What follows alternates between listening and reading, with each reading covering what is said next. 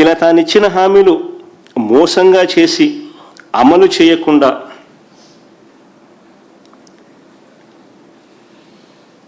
ఉన్న అన్ని పథకాలను రద్దు చేసి, ఒకవైపున తాను ఇచ్చిన హామీలన్నీ అమలు చేయకుండా మోసం చేశాడు, మరోవైపున తాను ఇచ్చిన పథకాలన్నీ రద్దు చేసినాడు, మా ప్రభుత్వంలో ఉన్న పథకాలన్నీ రద్దు చేసినాడు.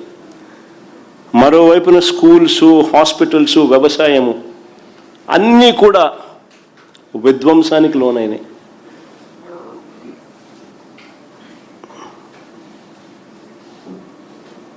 ఇలాంటి పరిస్థితుల్లో ఏమంటాడు చంద్రబాబు నాయుడు? ప్రతి జంట కనీసం 3-4 పిల్లలను కనాలంటాడు. ప్రతి జంట కనీసం 3-4 పిల్లలను కనాలంటాడు. ఇలాంటి పరిస్థితుల్లో ఇవాళ చంద్రబాబు గారి పాలనలో పాలు దాగినా నీళ్లు దాగినా చనిపోతూ ఉన్నారు.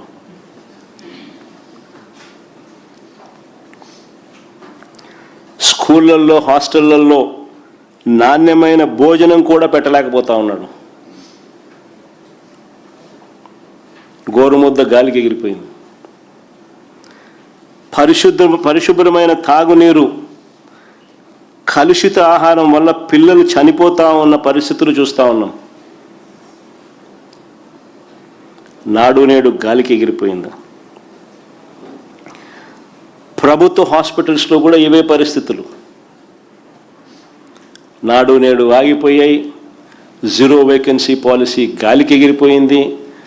17 కొత్త మెడికల్ కాలేజీలు పూర్తి కావాల్సిన చోట, పూర్తి చేయాల్సిన చోట వాటిని స్కాములు చేస్తూ అమ్మాలని చెప్పి వాటిని ఆపేసిన పరిస్థితులు.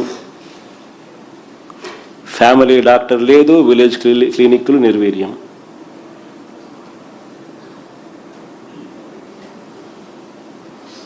హాస్పిటల్లో WHO, GMP కేటగిరీస్కి సంబంధించిన మందులు గత దేవుడు ఎరుగు, మామూలు మందులు కూడా దిక్కులేని పరిస్థితుల్లో హాస్పిటల్స్ తయారైపోయినాయి.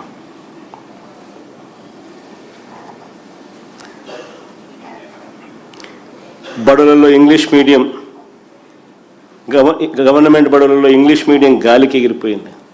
నాడు నేడు పనులు ఆగిపోయాయి. ట్యాబులు 8వ తరగతి పిల్లలకు ట్యాబులు ఇచ్చి ఆపేసినారు. గోరుముద్ద కూడా అన్యాయం చేసినారు. చదువులు ఇంత దారుణంగా ఉన్నాయి కాబట్టి అసలు గవర్నమెంట్ స్కూళ్ళల్లో చేరే ఎన్రోల్మెంటు, GER రేషియో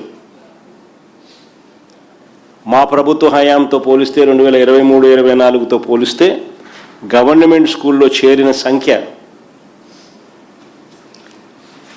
దాదాపుగా 43 లక్షల government and government plus government aided schools, ఈ 2 కేటగిరీస్లో దాదాపుగా 43 లక్షలు దగ్గర ఉంటే, ఆ టేబుల్ కూడా సరిపోయి ఉందమ్మా, 43 లక్షల మంది ఉంటే ఏకంగా చంద్రబాబు నాయుడు గారి హయాంలోకి వచ్చేసరికి అది ఏకంగా 33 లక్షలు తగ్గిపోయింది. 10 లక్షల మంది స్టూడెంట్స్ గవర్నమెంట్ బడులలో నుంచి దాదాపుగా విత్డ్రా అయినారు.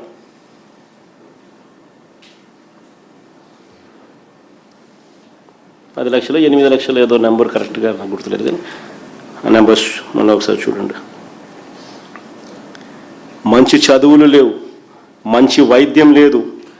వ్యవసాయం అనేది రైతులకు ఈరోజు గుదిబండగా మార్చినాడు చంద్రబాబు నాయుడు. ఏ పంటకు గిట్టుబాటు ధరలు రాని పరిస్థితి.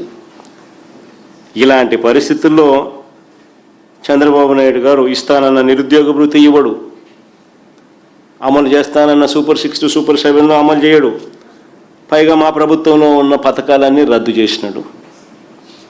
ప్రజల జీవన ప్రమాణాల కనీస